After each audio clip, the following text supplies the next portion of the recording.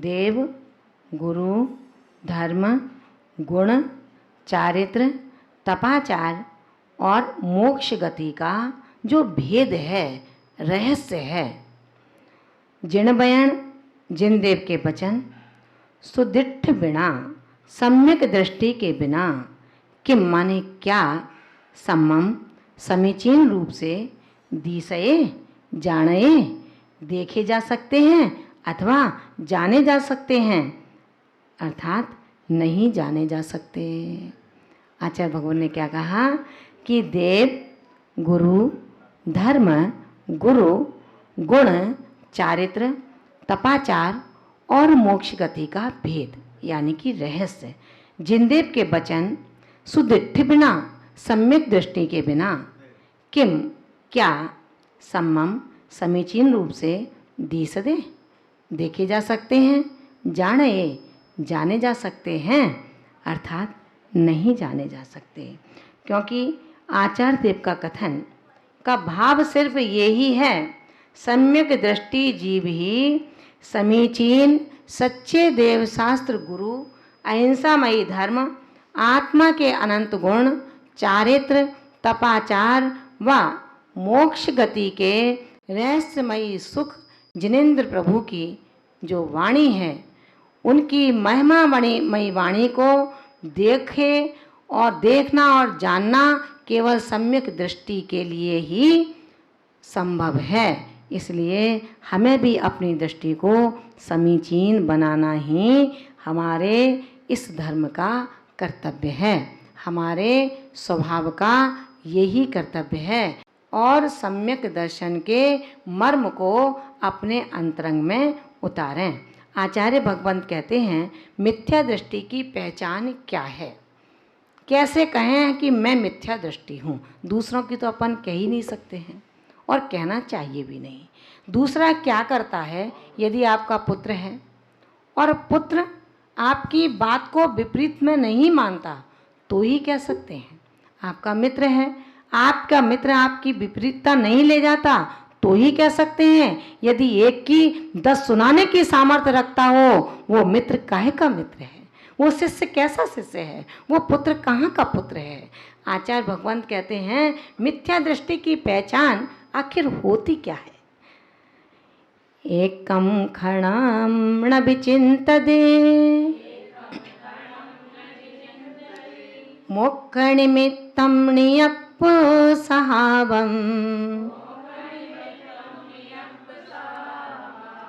अणसंविचिन्तति पावम् बहुलालाभं मणे विचिन्तेदि एकं क्षणं न विचिन्तते मोक्ष निमित्तं नियप्पसहावम्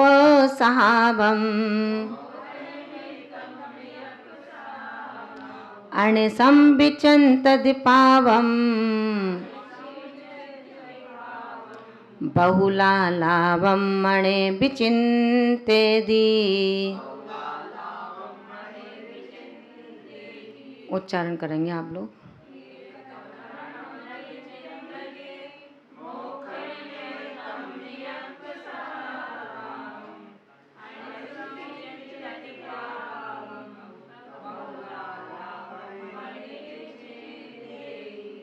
आचार्य भगवान कहते हैं, मिथ्या दृष्टि जीव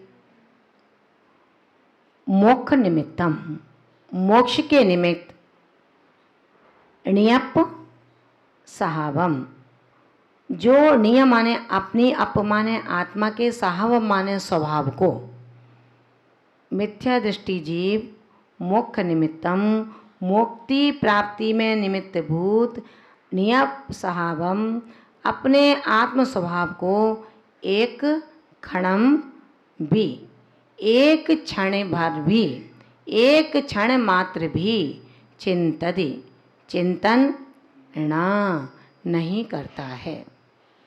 अनिसम, अहिनिस माने रात और दिन, निरंतर, पावम पाप का, विचिंतेदि चिंतन करता है और मणे मन में बहुला लाभम, बहुत से दूसरों के प्रति बिन चिंतेति सोचता रहता है, भी चिंतेति सोचता रहता है।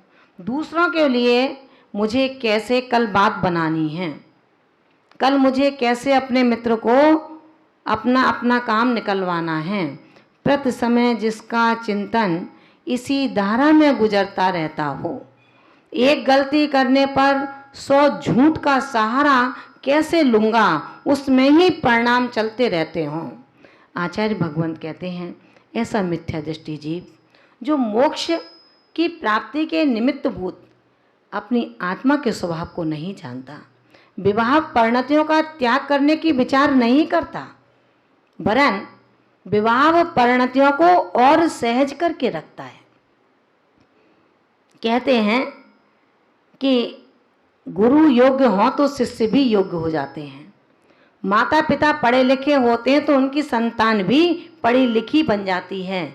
लेकिन कुंद स्वामी तो ये कहते हैं कोई आवश्यक नहीं है कि गुरु योग्य है तो शिष्य भी योग्य निकलेगा, आवश्यक नहीं है कि माता पिता पढ़े लिखे नहीं हैं तो बच्चे भी पढ़े लिखे नहीं होंगे। केवल अपनी उपादान शक्ति की ओर जिसने अपने निमित्तों को समझ लिया हो और समय पर उस निमित्त का उपयोग कर लिया हो, बस वो ही ज्ञानी आत्मा अपने लक्ष्य को प्राप्त हो जाया करता है। एक क्षण भी उस निमित्तों से रहित नहीं रह सकता, क्योंकि उपादान उसके अंदर मौजूद है, कहीं कोई शंका नहीं है।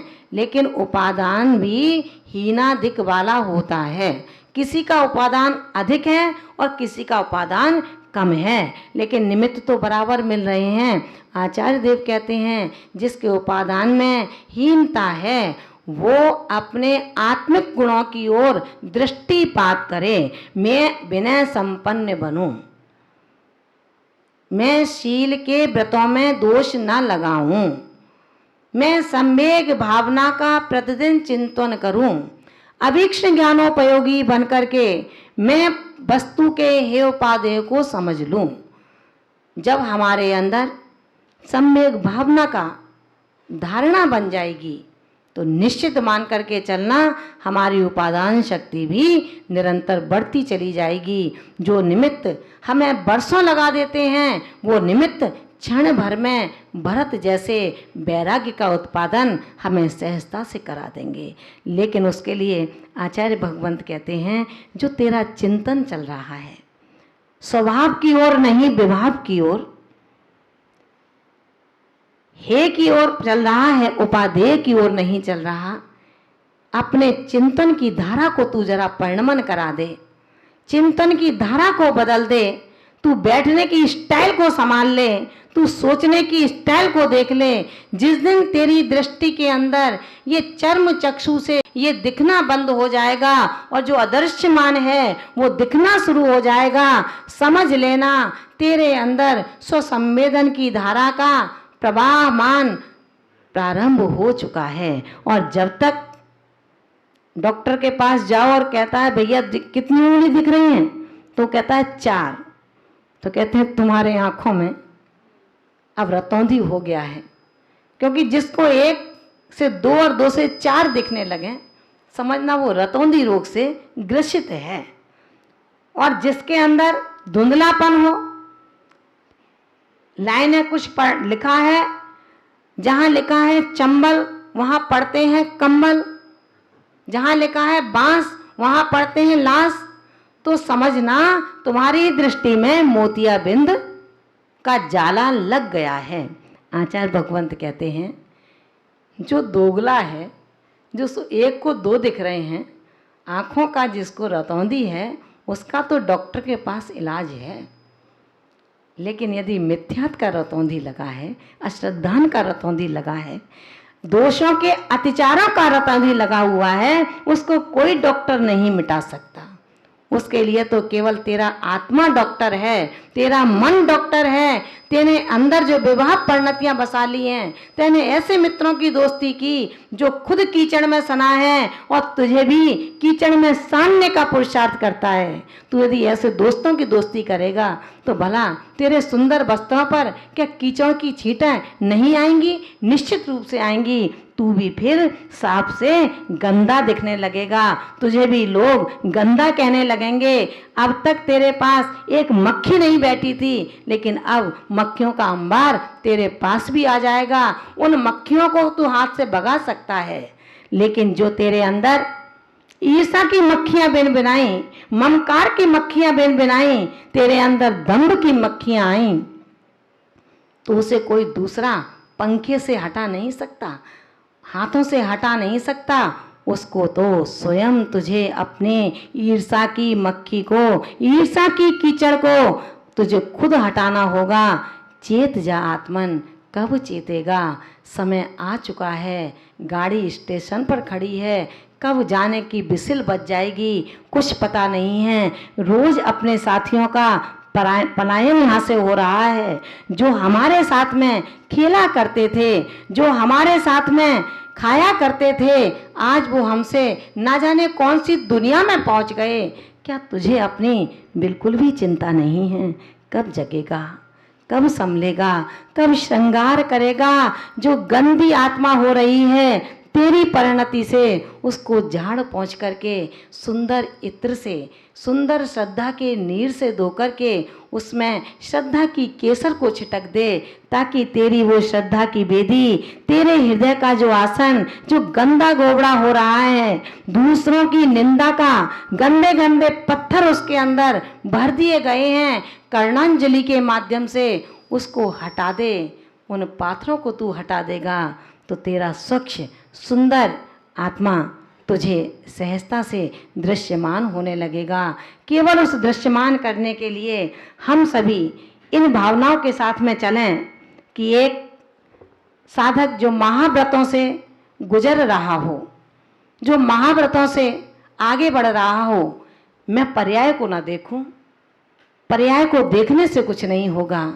जब अकौए में भगवान महावीर की आत्मा हो सकती है, नींबू में भगवान की आत्मा हो सकती है, तो क्या इस पर्याय के अंदर जो आर्यका की पर्याय है उसके अंदर सिद्धायतन का गुण नहीं हो सकता? विचार करना महान भावों। जिस बीज के अंदर बट वृक्ष के रूप में पल्लवित होने की शक्ति मौजूद है, तो क्या इस आत्मा के अंदर आज नारी की आत्मा है? ऐसा मत कहो। घड़ा तो वही है, शक्कर भर दिया तो शक्कर का घड़ा है, घी भर दिया तो घी का घड़ा है। इस घड़े शरीर रूपी घट के अंदर यदि नारी के घट में आत्मा है तो नारी का पर्याय कही जा रही है, ना कि आत्मा को नारी कहा जा रहा है। ऐसी नारी हमारे बीच में मौजूद है, जिसने अपने संयम के 50 वर्षों की निराबाद निर्दोष निष्कलंक स्थिति से महाव्रतों की वेदी को शुद्ध किया है, शांत किया है, प्रशांत किया है, ना जाने कितनों का कल्याण किया है। ऐसी नारी के लिए हम ये ना कहें कि ये आर्यका है।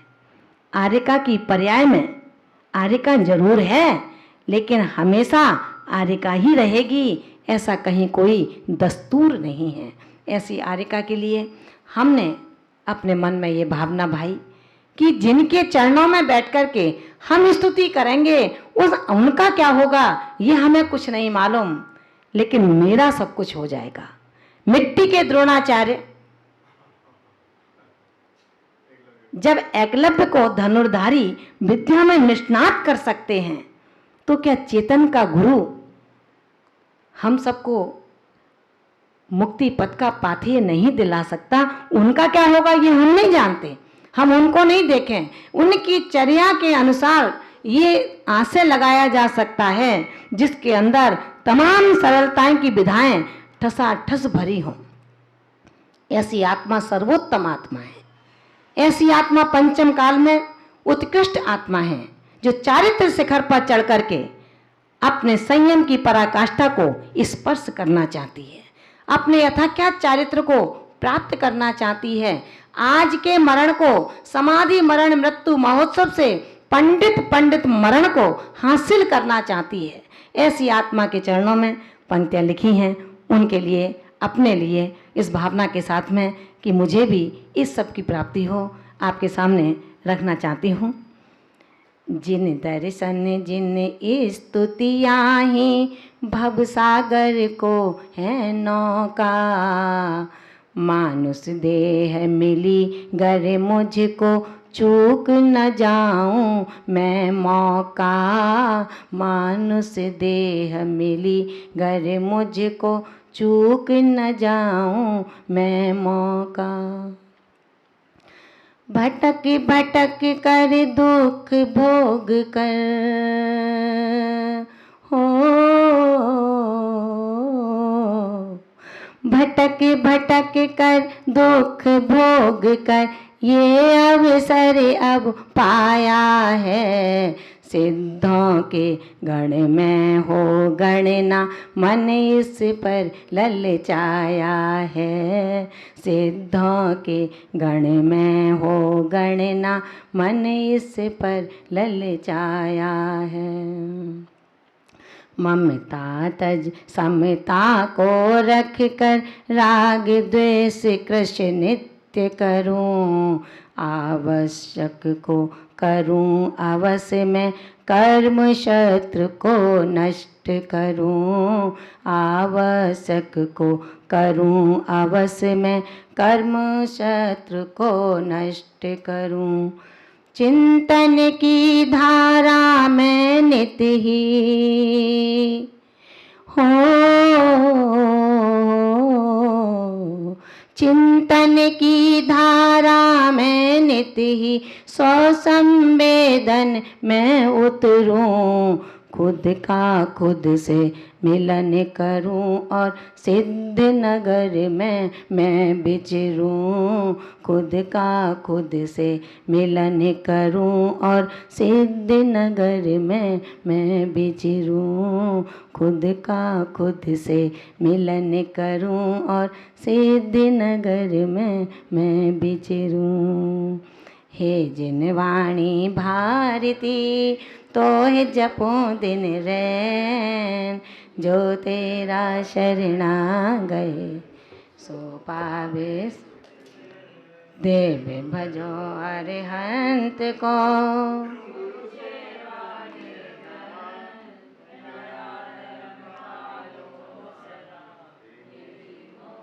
नवार नमोकार पूज्य गुरुदेव आचार्य श्री निर्मल सागर जी महाराज की, परम पूज्य गुरुवर्या गणनीय आर्यका श्री विशुद्धमती माता जी की जय। श्रीमद् जैन धर्म की जय।